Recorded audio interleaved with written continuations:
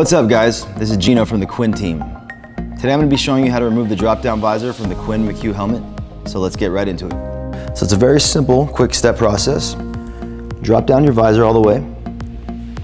Get a good grasp on the side of the helmet and use the tab and the thumb, which is what I do, to pull, just pop it out.